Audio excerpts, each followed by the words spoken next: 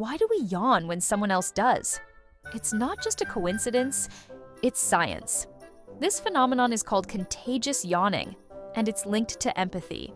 When someone yawns, your brain's mirror neurons activate, making you mimic their behavior without realizing it. You're more likely to catch a yawn from someone you feel connected to. So in a way, yawning is your brain's way of saying, I feel you. Crazy, right? Be honest. Did you yawn while watching this? Let me know in the comments.